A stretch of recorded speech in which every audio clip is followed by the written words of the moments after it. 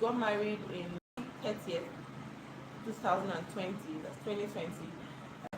That's our court wedding date. Our white wedding was July. Oh, sorry, June 30th. We got married June 30th. Yeah, 2020, and then the wedding was July 4th, 2020. And ever since I married Mr. Robinson Uwak, we've been married for 2 years now, almost 2 years, getting to 2 years now. I have been systematically, it happened over time, systematically isolated from my friends and my family. And I would say this about him: I'm going to say the good parts. He provides. If I need anything, if I say I need maybe one diaper, he can bring the entire factory to the house. If I say I need a particular thing, he would you know, provide whatever I need or the children need.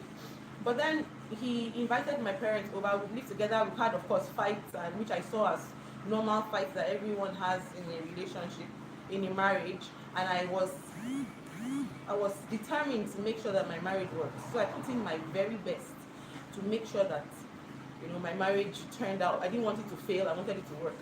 In December 2021, in fact, December 2020, my parents came over. He invited them to Abuja, where we live, for a holiday, Christmas holiday.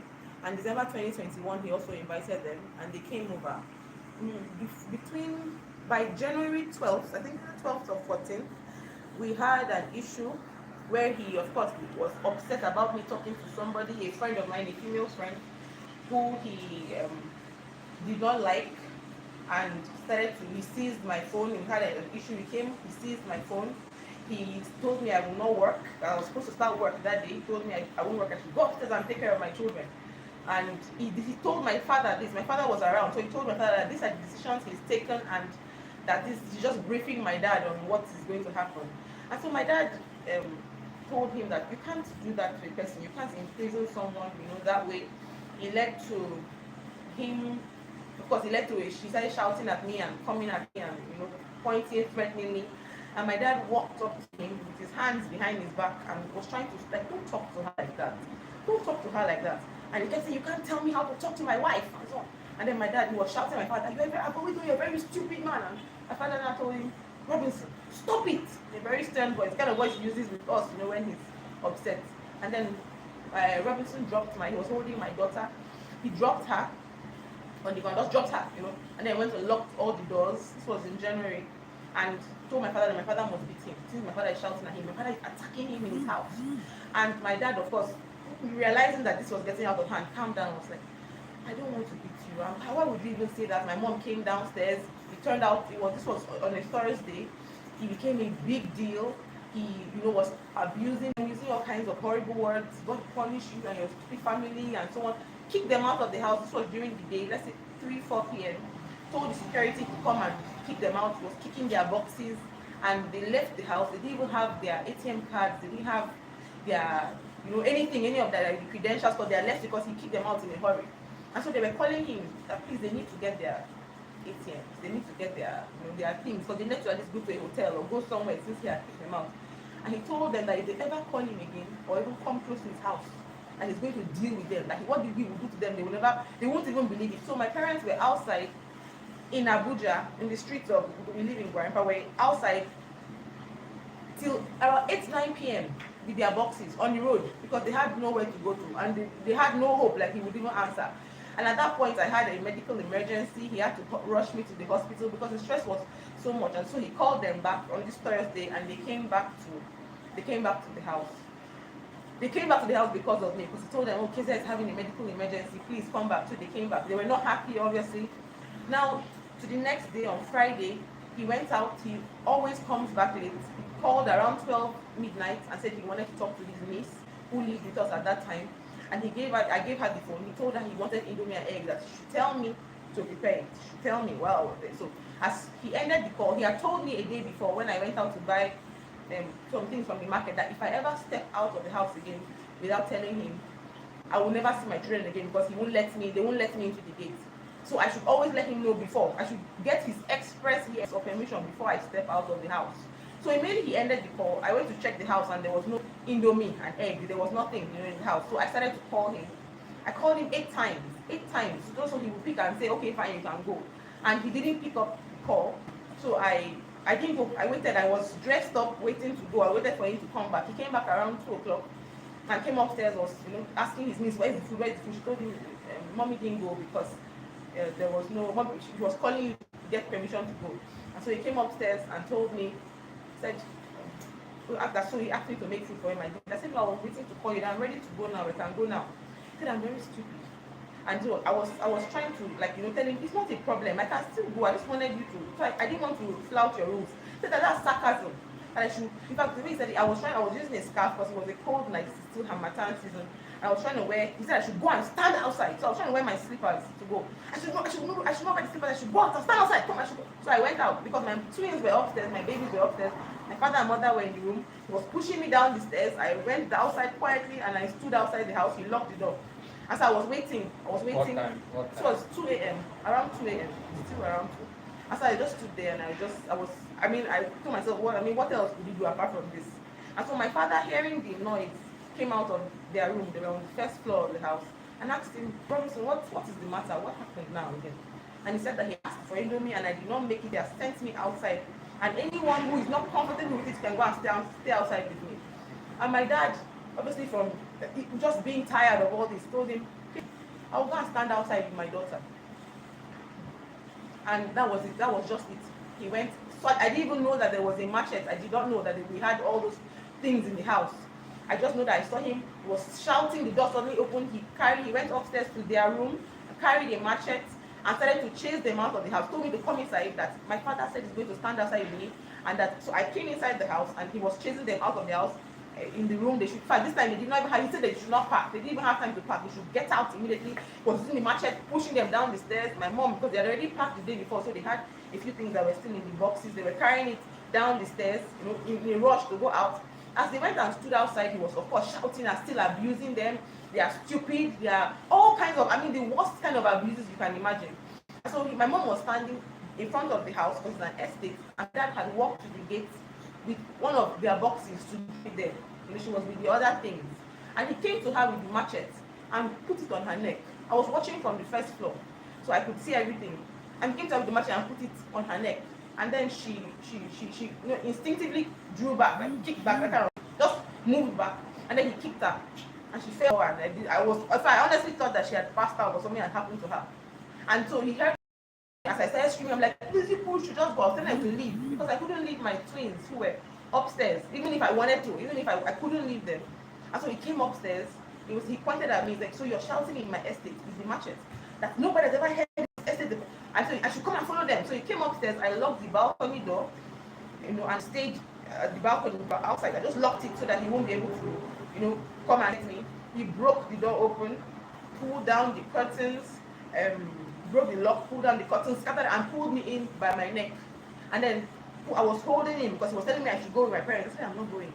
I tried to say everything that I could imagine to calm down. "I love you, please. I'm not going, please. I choose you." Father was saying, I said, "I choose you. I choose our family, please." He pushed me to the ground, slapped me. I remember it was my left ear. I remember for like 1 week I couldn't hear well. Kicked me so many times on the side of my leg, and those other side swole up. My nanny and his niece had to even help me, massage it over time because I was really in pain. I kept insisting and telling him, "Please," as he was beating me, "Please, I'm not going. I love you, please." Because my children were just 6 months or so at that time, and they were helpless. And he was kicking me out to follow my parents, telling me I will never see them again. He ended up calming down after hearing what I was saying, and then told me to go and get my dad's box and take it to the gate because my parents had gone to the gate now, the estate gate. I dragged it down. I took it to the estate gate. I was still not wearing slippers. I was still in my disheveled state. I took it there and I handed it over to them and I told them, "Please, they should leave this place. Just leave this place, leave this area." As I went back into the house, he was still down there. He was still drinking. He had come back from drinking around this 2 a.m. He was still drinking. He had so many wines everywhere and alcohol. And then he was sitting down on the stairs and he was saying that he has to beat my father up. I have to beat him up. I want to tie him up, beat him up so that he will faint. He will pour him water so he can revive and then beat him up again. But he has to beat him. In fact, he now went and carried the butcher knife from the kitchen and put it in his back pocket and said we should go out and go and look for them, that we must find them, that we must deal with them this night. At the point he was looking for my phone, which he had seized. He seizes my phone at will for days or however he wants to, so that I could call them, so that I should call them and tell them Where are you people? I want to come and meet you so that you like can follow me there and beat them, that he must beat them that night. So as we went to the gate, as we went outside the gate to look for them, we were looking, and when we stepped out, we were looking for them. I was just praying that God, please, I hope they've left this place. Not knowing that they were hiding at the next estate by the dustbin. All of them, my mom and dad with all their boxes, they were just hiding there. He was saying, "Now where could they have gone this night?" He expected them to be, somewhere in front. And then when he couldn't find them, he said, "Go back inside." So I went inside from this like 2:30, maybe 3. From that 2:30 or to 3 till 8 a.m. I both kneeling down, lying down, begging, all positions of begging for him to calm down. He verbally abused me, threatened to kill. This is the first time he did this. Threatened to kill my father, my mother, threatened to burn the car that he had bought for them, threatened to kick them out of the house, threatened to send boys to kick them out of the house that he rented for them, threatened to send boys, that he has boys everywhere in Calabar, and he would send the boys to beat my father every day in Unical when he was working. That every single day he would be beaten in Unical. And was telling me, I was begging, he spat in my face over 5 times. At the point he even said, "You're not even worth my saliva. You're not even worth it." I was lying on the ground, just please calm down. I'm sorry. Okay, I'm begging. He used his feet to kick my face off. I should look into his eyes. Look into my eyes. Look into my eyes. I'm telling you that just so that I will know how serious he is about what he was saying. He told me, he called the nanny downstairs and told her that this woman is just a nanny to those children. You take your orders from me. She's just a nanny. I'm only allowing her to stay here. She's just a nanny to those children. He told me that he would take several times, in several ways, that he would take my children from me. And he would take, in fact, he snapped his fingers. 20,000 women will come. Is it because he married me? And he will make my life miserable. All this because obviously my children were upstairs, and I knew that I couldn't inflame him more than he already was. I kept saying, "I'm sorry, please, no problem." I accepted everything from 2 till it was 7, almost 8 o'clock, 7:30, when he had finished, pouring out all his anger and all the things everything imaginable that was horrible that he could say to me. And now begging that, "Please, I want to go upstairs. I'm tired. I want to go and sleep." He said, "Then you can go." So I went upstairs. I remember not even washing my face. I remember not even back. I just went and laid down beside my kids and I stayed there. He had already seized my phone, so for like 5 days after that, I couldn't reach my parents. He also told me that I should never talk to my parents again or reach them in any way, and he finds out how he would deal with me, so I couldn't reach them. And on the 5th day, he called me to his own room and told me that he doesn't feel any regret over what happened. On the 5th day, I found out talking about it for 5 days, and doesn't feel any regret over what happened, and that what happened is how it has to be. I won't talk to my parents again. He has already made up his mind. I told him no problem. I had already used my nanny's phone to reach NAPTIP and to reach FIDA at that point, they were supposed to come and rescue me like 2 days after, because that was when I could finally reach them. But coming up, and they couldn't come. So this was the 5th day that they were supposed to come when he was not around to rescue me and my children. And they told me to pack. They said, "Get ready to move." So I packed my things, not knowing that I wasn't supposed to pack, like I was supposed to just be rescued alone. But I already packed. The nanny, his niece, everybody was running away. It wasn't just me. They were begging me that, "Please, mommy, where you're going, we want to follow you, please." So we packed all the luggages. I packed my baby's things, and my lawyer had told me, "Take anything of value that has your name on it. Anything of value that has your name, just carry your document." So I carried everything. He had bought one property, I think on land or so, that had my name on it. It was Kezia, Uwak, and Uwak. She said, "Carry everything." I carried the car papers, everything was in my box. And he came, okay, as we were about to leave, they came with a policeman and an army man. The estate gate, they locked the gate and said, "We are not going anywhere," that they have instructions from him not to let us pass. And so he came back to the house, drove back to the house, and he started talking to the officials and telling them that, "We'll go to NAPTIP office, it's not a problem, please." He collected all the things that we had packed and took it back into the house, and then we went to NAPTIP office. When we got there, the lawyer and the NAPTIP official started telling him, that this is what happened, we heard this is what happened. He suddenly changed, which he does when he's in front of people. When he's with me, I see the real him. When he's in front of people, he suddenly changed and started being so nice and telling them that he even wants to donate to their cause. He loves women. He has no problem with women. And suddenly the officer started begging me to go back to his house. The people that came to rescue me were telling me, "Madam, this is marriage. Just go back. Your husband loves you. A young couple. How can you do? Look at your children." I suddenly became the unreasonable one. I suddenly became the wicked one that wanted to ruin my marriage. I insisted. I suddenly realized that nobody is on my side. Even though they told me that they they have to act that way. But I was expecting that people who came to rescue me, they would be more, fiery. But they weren't. They told me that I could not leave by myself. There was a family friend that was supposed to come and pick us up. They said I couldn't leave with him, with the person. He was an army general that is very close to my parents. He said I couldn't leave with them, that I had to either sleep in their cell or go back to my husband's house that they just rescued me from. And I was really caught between two impossible choices. And I decided, okay, fine. I told them I'm not going back. I told them I'm not staying in that cell because I have babies, twins. I mean, there were mosquitoes I literally saw. I said I can't stay there. They now said, okay, fine. That he now suddenly offered that he was going to, thank you, he was going to take me to a hotel. And after a lot of pleading, I mean, he suddenly laid down on the ground, held my leg. Everybody was like, oh my God, madam, look at your husband on the, please go back. And then I now said, okay, fine, I will go to the hotel. We went to the hotel and we stayed there. The next day I went to see some lawyers, independent lawyers, not feeder, because I felt like they were not taking me seriously. I really wanted to be out of this marriage. And the lawyers were now telling me again that this is how marriage is. In fact, the lawyer told me that I shouted at my wife this morning. I told her to leave my house. I didn't mean it. I said, look, they don't want to. Yes, that's what happens. It's marriage. You have to just take it. I was almost, in fact, they had almost convinced me. I was already saying, okay, well, maybe if you give him another chance, he must be sorry. His niece that was with us, his niece and the nanny were with us, he suddenly called. His call came into him. Because at on the 5th day when he called me to his room and told me all this, that he's not remorseful about anything that happened, he doesn't regret it, he gave me back my phone on that day. So when I left with Naptip and the people that came to rescue me, I had my phone with me. So he called my phone to speak to his niece, that his mother wants to speak to his niece. So I gave her the phone and she stepped out of the office. It turns out that as he spoke to her, he told her to take the phone to the security of the gate of where we were and picked her up with the phone. And I started going to the phone and calling all the people on my phone and telling them that he would deal with them. If I even called this almost 90-year-old army general, I'm telling him, you are sleeping with my wife, I will find you, and so on. The man was mortified. He called everybody on my phone, all the contacts, which is what he usually does, and then he took the niece with my phone. And so I didn't have the phone anymore. When I now finally called my own line, as I was in the lawyer's office, he told me he would deal with me in this Abuja. I said, you don't know me. I will ruin your life. You're trying me.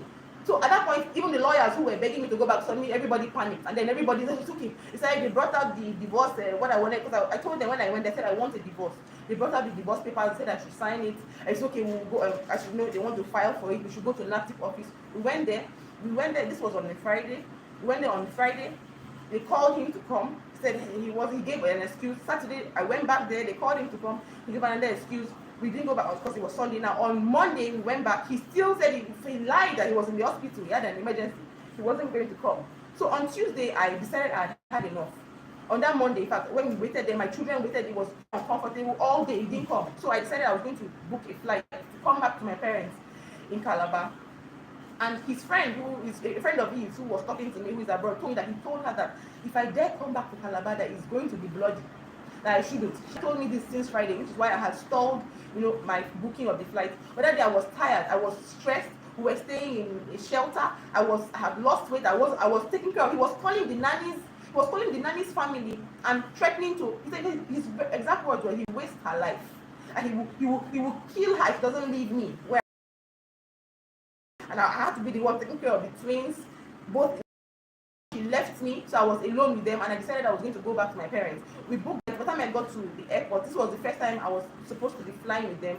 I didn't know that I had to have another person to carry the baby. You can't fly with two infants. So I saw someone there. His name is Joseph Oku. He runs Josie Entertainment in Calabar. I've known him when I was single. And so I'm like, oh, I know you. He's like, oh, yes, I know you. You know Kezia. I'm like, we have a mutual friend. We even called the mutual friend. Then I pleaded with him to help me carry one of the babies. He said, of course, he will. So I booked another flight for him, changed his ticket, and then we went upstairs to the boarding area. We were waiting for the flight, and the flight had been delayed a little. Not knowing that Robinson had gone to the counter because he was tracking my phone. He boasts of using SSS to track people's phones, and he was tracking my phone. He tracked me to the airport.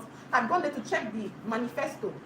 The people on the manifest. Thank you. The manifest. He had gone to check the manifest. That's what he called it.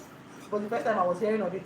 And to check the manifest to see the people who were on the plane that already left, the Airpeace plane that had already, and he called the Airpeace office in Calabar and told them that there are kidnappers on that plane with his children, and that they had better stop that when he plain language, he ground it because he wants to call me. So when he checked the manifest and saw that my name wasn't on it, he now went to check Ibom Air Zone, and the flight had just arrived. In fact, they had just called for boarding. We were just about to go when I was sitting down with this Joseph Oku person who was holding my other child, and I saw him walk into the airport with army and police. I just saw him coming. He was looking, for me, very aggressively. Everybody were coming towards me, and I was telling the Joseph Oku, I'm like, oh God. I couldn't breathe. It's like everything just stopped. I couldn't breathe. I don't know the word to use and describe it. He came, told them, they are the kidnappers. And so they told, Madam, don't struggle, just get up. At that point, honestly, I was exhausted. I could not understand. I could not believe that that's what was happening to me. They arrested me. The Joseph Oku was fighting because obviously he didn't do anything wrong. He couldn't miss his flight. And so as he was saying, leave me alone, what is going on?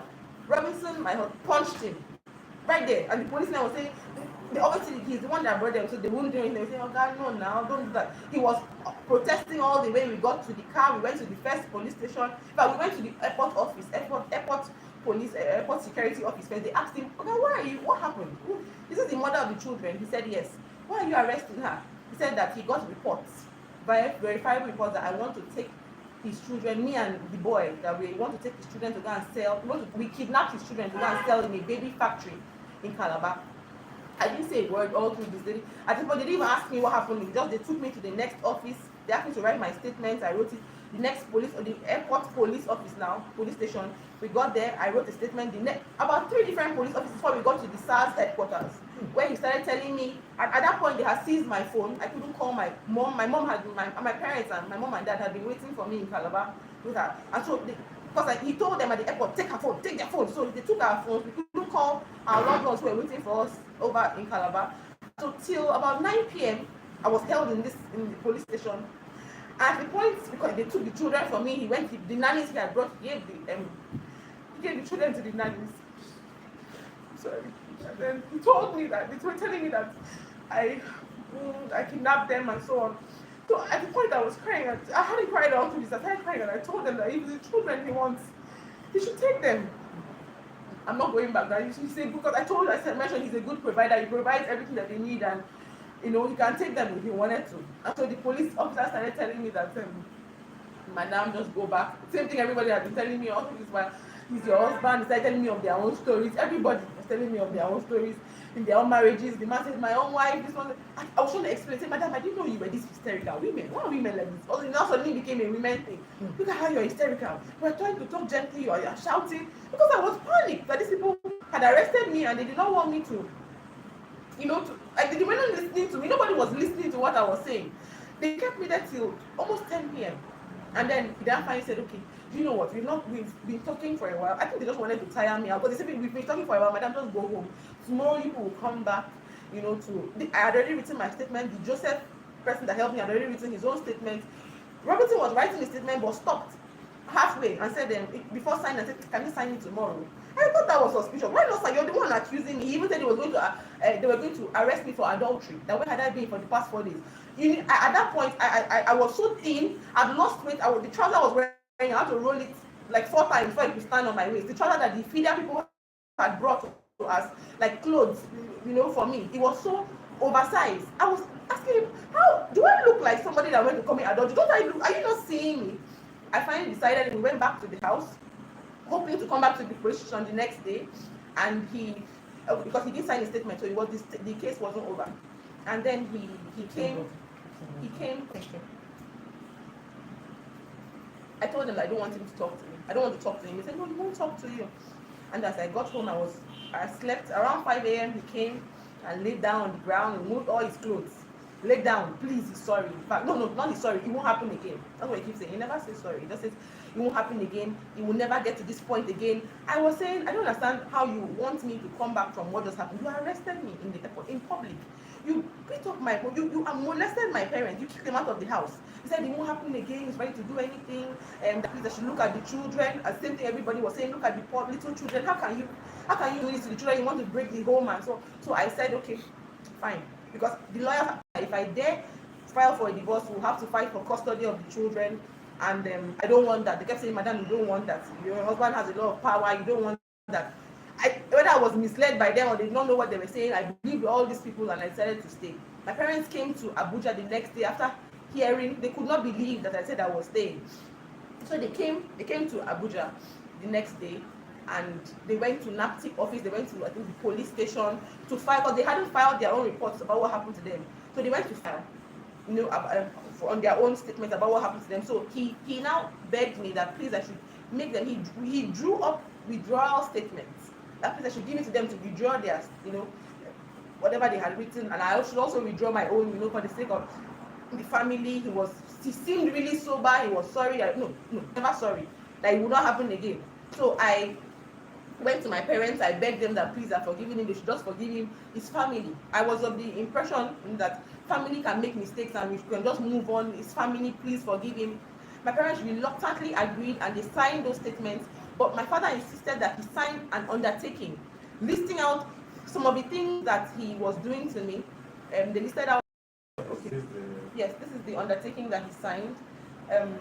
I'm going to read it. It says, undertaken by Mr. Robinson Uwak, dated this day, 28th of January 2022, at NAPTIP headquarters, Wuse Zone 5, for peace in marital relationship with Mrs. Kezia Uwak, with residence at number T. Okay, our address there. The eventual resolution of this marital dispute subject to the following: 1. That Mrs. Kezia Uwak and children take 2 weeks holiday in Calabar to recuperate at Mr. and Mrs. Peter Erek's home, the parents. Thereafter, she returns with the children to her marital home with Mr. Robinson Uwak at Abuja. That henceforth there should be a halt to A. Spitting on the wife at any provision. B. Verbal attacks to humiliate and cause fear. C. Raising of his voice amounting to shouting on her, swearing, insult, and threats of harm. D. Insistent suspicion amounting to accusation verging on threat or harm of the partner. E. Locking the wife in or out of the home. F. Exhibition of unfounded extreme jealousy at any personal relationship the wife has with her. Okay, what was here was fellow human being, but he cancelled it and said they must be friends. So we have friends. Also, unnecessary seizing and damaging of her phones at the slightest suspicion. G. Restraining the wife from employment which should give personal fulfillment. H. Not recognizing that the wife also has fundamental rights which are constitutionally guaranteed. I. Violence of any kind as the well-being of Mrs. Kezia Uwak is now completely entrusted to his care, and therefore no harm of any kind will be acceptable. J. Lack of self-restraint and show of tolerance with more inner control to avert unpleasant consequences. K. That Robinson Uwak will have to come to Mrs. Kezia Uwak's parents' home with those elders who accompanied him during his introduction / traditional marriage in Calabar as a show of restitution on this whole episode. Signed, and he signed it in presence of my father and the commander, rapid response unit in NAPTIP. He never, everything on this list, he never did it. He never did it once. In fact, 2 days after, he took me out for dinner and told me that he just signed that paper, that he is God and he can do whatever he wants to do. And that he's God in this home as far as this home is concerned, and he can do anything that he wants to do. And honestly, at that point, I realized, like, oh my goodness, because when he was saying he was sorry, I actually believed him. At that point, I realized, okay, we are back inside this, and I was just hoping. What I decided to do was pray. I told my mom when she was, freaking. I didn't tell her about what he said afterwards, that he wasn't going. He did not care about I just wanted them to have some peace of mind. I decided to pray more because I'd already been praying that God should please change him. This was on January 28th. I was back to the house. This January, February, March, April, May. We of course had our own differences, till this May 20. Okay, I found until May 27th when the issue that happened, what ended everything. From May 20th or so, I found out. I heard him on a call with them. 2 weeks before this May 27th, I heard him on a call with his wife, his ex-wife, who he came and told when he was getting married to me. He told my parents and I that he was, in fact, that the marriage was annulled. That in the court, the marriage was ruled a nullity because he did not do a court marriage, and that he only gave his wife at that time a letter of divorce, which that's what the church asked for, and so he was a free man. And he deceived us, and we all believed him. And so on this day, I heard him speaking to her. This is the second time I think he has spoken to her that I heard, and she was telling him that why has he not signed the divorce papers, and that And then I heard her say, is it because I'm not suing you for bigamy? And so I suddenly realized it. Before now, I had been praying. I thought maybe, we would get a divorce. I didn't even know how I would get, if I was in a hopeless situation. I would stay morning till night. I would stay and I won't, because I didn't even know why I was not eating. I was miserable beyond understanding. All the nannies, all the house helps had left. They would stay maybe just 2 weeks or so. They run away because they couldn't stay under the atmosphere that I was staying in. And they weren't even, they didn't need to. And most times he wouldn't even pay them their salaries because they were leaving.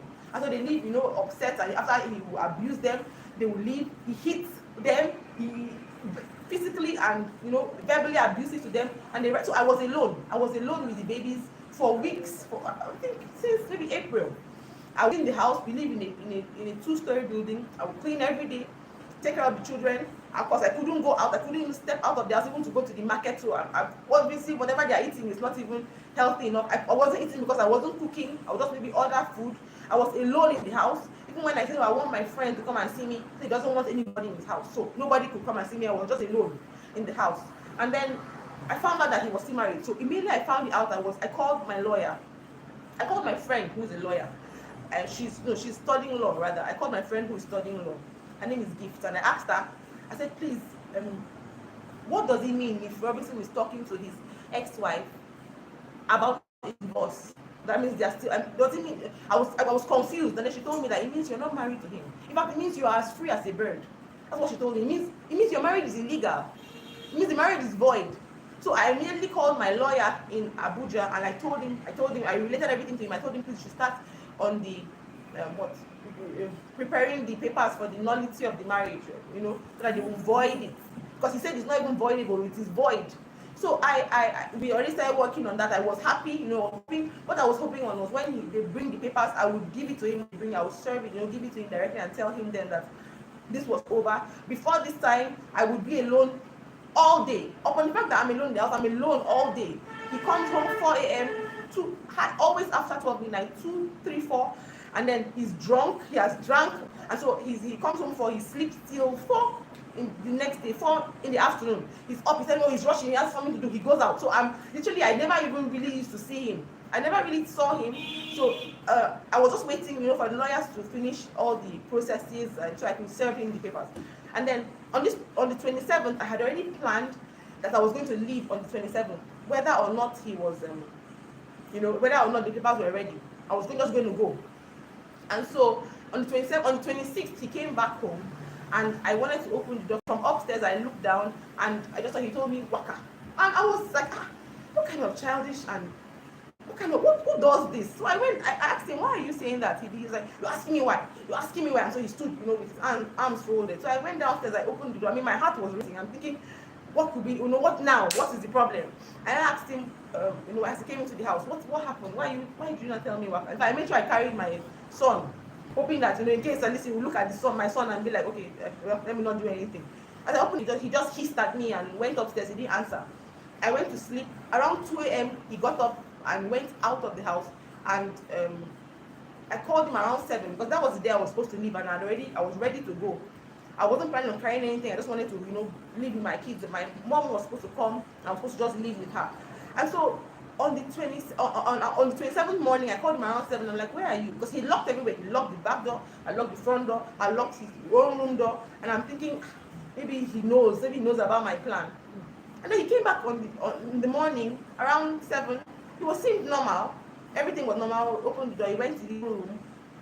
In fact, he even came and asked me what we're talking about my daughter at one point. I was saying, she's scared of, because their birthday was just 2 days before. We're talking about she's scared of the balloons. He seemed normal, so I relaxed. In fact, I slept off watching something on my phone. I was watching morning prayers, the Winners Chapel morning prayers. And I slept off with the phone on. It was on Facebook.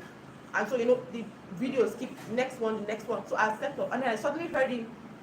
I was sleeping, and I heard his voice as he opened the room door, very loud. He was shouting at someone on the phone. And so I woke up, startled. And then I realized he was talking to someone I knew in Calabar that I had asked to find out from his ex-wife, some days prior, to find out if she was really still married to him. And so he was telling her, leave my wife alone. I've told you to leave my wife, leave my marriage alone. And he came into the room, and then she was talking. I could hear her on the other phone upset and telling him, because he was threatening her threatening that he's going to deal with her, he will find her and so on. She was telling him, okay, don't talk to me like that, and told him off and ended the call. As she did that, I was still on the bed. In fact, when he asked me, he brought the phone to me and asked me, has this girl not, didn't you say that before? Because one time we had an issue where he spat on my face when we were still, when we first got married. She called someone that I had known and asked the person, that, are you, because she was confused at that point, are you the cause of this problem between Kezia and her husband? And the person said no. And my husband, Robinson, did not like this person. So immediately he saw her call on my phone, he assumed that this is why this girl was calling me, because she wants me to talk to this person. And so as she was telling him off and saying, telling him to leave her alone and all that, she ended the call. As she ended the call, he threw his phone and then grabbed me. I was still sleeping, so I was on the bed. My twins were sleeping, my children were sleeping beside me. He grabbed me by what I was wearing, the neck of what I was wearing, and pulled me. I remember being bodily pulled off the bed to the floor, to the rugged floor. And then just immediately, there was no preamble, nothing, just like to strangle my neck. First of all, he was using the around my neck and was pulling and then using his hands too. So I was confused. I'm telling him, he said, didn't you talk to this person through this girl? I'm saying no, I did not. I'm saying I didn't. I couldn't talk because my voice was, I remember thinking, my voice was so squeaky because he had pressed my windpipe, probably every part. He had pressed me. I was telling him, no. He now said, you sent money to mention someone I had known in school, a friend of mine, Joseph Matthew. You sent money to Joseph Matthew. You sent money. And I'm telling him, he's a pregnant woman. The pregnant woman that had asked me for money, she had CS. Her name is Zipporah Joseph King. And on the phone, when the debit alert comes, they shorten the word, so it came as Zip Joseph, whatever. And in the transaction reference, I wrote love gift to this lady. I sent 50,000 and 30,000 to her. He was pressing my neck and telling me that you sent money and you wrote love gift at the reference. At a point during this, I was saying no, it's a pregnant woman. And I'm trying to tell him no, I'm trying to, so that he will stop. He told me, he said, I will kill you and go to jail. While his hands were on my neck, and so with one eye, I'm looking at him to make sure that my children were not awake because I was screaming. I'm looking sure they hadn't woken up, they were still sleeping. He suddenly stopped and told me I should get up. And then moved me, went to his room, opened the door, moved to his own room, told me I should get inside. I should sit down on the floor. So I sat down on the floor, hoping that I would tell him when he got everything he was saying was wrong. I didn't even know where he's getting all this information from and all that. He was locking the window in the bathroom, locking the window in the room, locking the door. I didn't even understand why he was doing that. I just woken up from sleep. I was disoriented. And then he now told me in clear terms, said that he's going to show me how stupid I am today. I should sit down.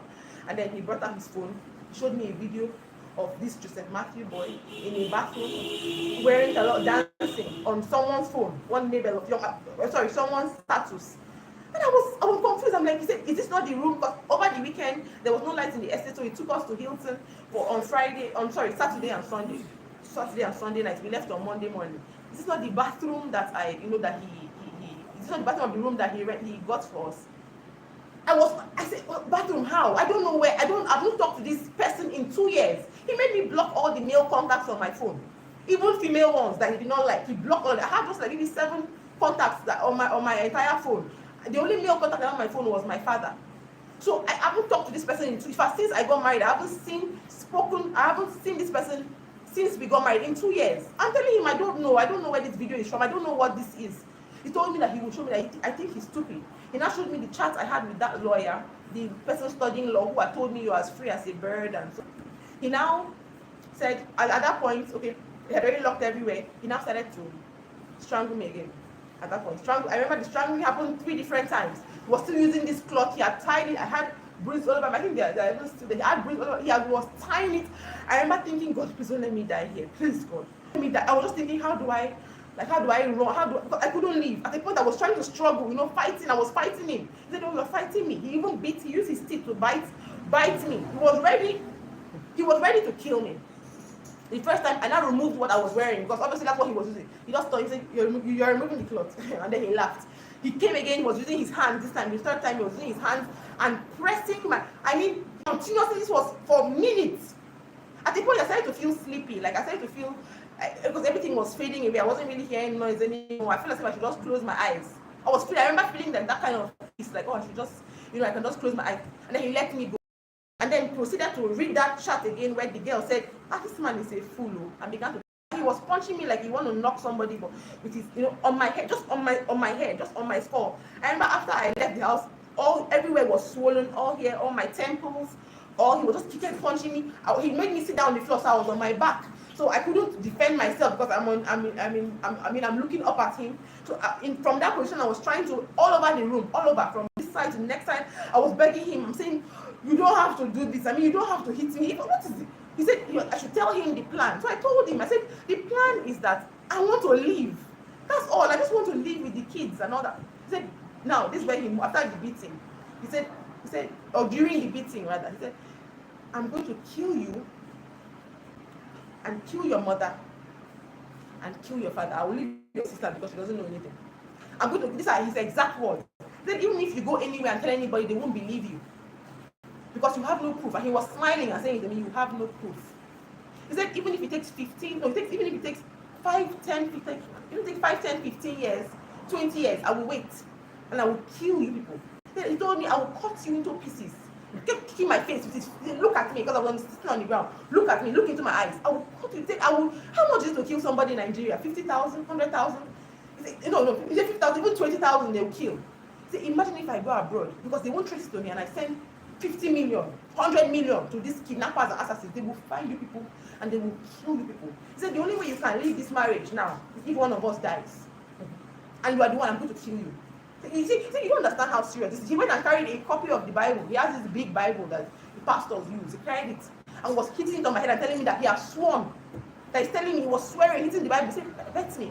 I can't remember how many times he said you bet and so on the Bible, that he has sworn. He has already told God that he's going to kill me if I dare. That this marriage is now by force. I want to embarrass him again, publicly the second time. All the time I'm begging. At the point during the beating, because he resumed the beating again, only just my head, just my skull area. Of course, he's hitting also my arms, but he was concentrating on my head. And then he told me, he said, at the point during the beating, he said he's going to call his father when he's done with me. But I don't know, suddenly he stopped. He suddenly calmed down. And during the beating, I was praying. I'm like, at the point, because in church they said we should pray kingdom advancement prayer. I started to pray but at that point, after I was tired of praying, God, please stop him. God, please save me. I started to pray, God, please bring souls to the church. Under breath, while I was being beaten, I'm like, God, please pray for souls. I was desperate at that point, like God should, because I obviously was going to die. This man would have killed me and said something about, just staged it up, and I also saw that he was ready to do it. And then suddenly he stopped and called his father and told the father that he didn't tell his father he has beaten me. He just told the father that he should talk to me. So the father gave me the phone, and the father was saying, his uncle, who he said is his father figure, was saying that he's so disappointed in me. And I'm thinking, but at that point I was desperate to leave. So I was thinking, is it because I want to leave the marriage that this man is disappointed? He's so disappointed in me that how can I do this to the father of my children? And then was, continue to berate me. In fact, he now told him that I should call my own parents and tell them to stay out of this marriage. So Robinson now started to blame my parents as my parents' fault. That it's their fault that all this is happening to us. That my parents won't stay out of the marriage. Any small thing that happens, they want me to come back. So he now called them on the phone, put it on a conference call, and then started to, of course, abuse them, threaten them that if they dare continue to interfere in the marriage, he's going that I am his wife. God, they handed me over to God, and God handed me over to him, and so he owns me now. Did he not pay all the rituals? Did he not pay all the dowries? I am his, and so on. And then he thought he ended the call. He thought he had ended it, and so my parents were still on the conference call with he didn't know they were still on the conference call. He was not talking to his father, and then he ended up repeating what he had said earlier that he said I won't have proof of. He said, I'm ready. Okay, at first he said, I will kill him. God bear me witness. He said, God is my witness. I've already told God I'm going to kill him. That's my father. I will kill him. At the point he now said, I'm ready to commit murder for these children and for this marriage, you see. You think we are joking here? And so on. Continue talking. But fortunately for me, fortunately for the situation, my parents were recording just a little part, that end part of the call. They didn't get everything, just the end part of the call, and then they had it in recording. I didn't know about that. So by the time he left me alone, I went to the room, I gave the children their bath, and I was just stepping out to call the person that had just come 2 days ago to come and clean the room, because the room was messed up because of where he had, beat me up, strangled me in the baby's room. Then I saw that he had passed out, he had passed out from what because he was drinking during this beating. He kept drinking the next glass, over and over. When I saw that, I remember the night that he did that to my mom with the cutlass. That's exactly the same pattern. So I was worried that, it could escalate. But fortunately, and thank God, he had passed out asleep there. And so I carried my children and I ran. That's it. I ran from the house with what I was wearing. I just carried them and ran to somewhere and ended up leaving the estate until my mom had come. And so that's literally how I escaped this. And that night we booked a flight and we went to Lagos. The flight was 11 p.m. or 11:30. We got to Lagos around 12:30 because the flight kept getting delayed. We got to Lagos around 12:30, 12 a.m. And he called my auntie. He didn't call my parents. He called my mom's younger sister and told her that he got a report that I am in a hotel in Abuja with that same boy, and that he's going to find that he's telling her that in fact he gives us 24 hours. If I don't go back to the house we rented from my parents in Calabar, that he's going to pick up my dad and my sister and he's going to strike. And so because of that, now everybody was in a panic. My mom was in a panic. My dad, they were about to leave the house. They were trying to go. They were even planning to run. They were looking for maybe somewhere they could stay for, a short time. And he told me, hey, he has boys all over Calabar. He can do anything, and nobody will ever trace it to him. And so I remembered everything that he had said, all his threats, and I was terrified. And so that's when I decided to post the first post. That first post, because I knew that if I posted it would deter him from doing anything. So I said the first write-up, and then he called the next day. He called my auntie and said, did she see what? He hasn't called my parents since the day I left his house. He said, did she see what I posted on social media? That the whole Nigeria is calling him, and so on. And of course, continue to threaten her, and then ended the call. That's the last time I know that he has called us. And that's how I haven't heard from him since then, though. But I know how he is, and I know he means what he says when he says it. He means it. He means it. What he told me that day he was going to kill me, he meant it. About my parents, he meant it. He told me how he was going to do it. And so I had to speak up because, at first I wanted to handle this just with my lawyers I had contracted before, just annul the marriage and just live quietly with my children. But the fact that he's threatening my life, threatening life with my parents and my friends, not just my life, he calls them personally and threatens them on the phone. Apart from before now, prior to this, and continuously threatens to kill them and their own families. I had to speak up because I want justice to be carried out for what he has done to me, the trauma he has put my parents through, and we're scared for our lives. We literally live every day scared. From when he had threatened us in January, even my little sister told me she walks in school looking, behind her because she's scared that he could send people. He has said this to me that he will send people to eliminate us. So that's why I'm speaking out today, and I hope that everyone. Robinson Uwak, who was in the House of Representatives. Yes, System Robinson Uwak, who was in the House of Representatives, I think from 2011, yes, to 2015. It's sitting here and I'm just short of words. I'm short of words because just yesterday in Calabar here, over 50 female judges from 6 states in the South-South zone met for one day on the theme of violence against women. Rising from that meeting to say that they would continue to make statements through their rulings that will send out a strong message that it is a no, no, no. That a woman is first and foremost a human being before being a girl or a woman. No one can play God with anyone's life. It's also interesting to note that this former legislator in question was in the Federal House of Representatives of the time that the Violence Against Persons Prohibition Act was passed and signed into law by former President Goodluck Ebele Jonathan in 2015. He was in that place. He was one of the legislators. And here he is. How many years after? This is terror. This lady's story is a story of terror. This is not domestic, but this is terrorism. Actually, this is what it is, terrorism. How the life of a young girl can be turned so dramatically, not just her entire family, with 2 little babies in the picture now. And someone is threatening that I will kill you, I will kill your family, and nothing will happen. No, this is unacceptable, totally unacceptable. Especially with the insecurity in the country.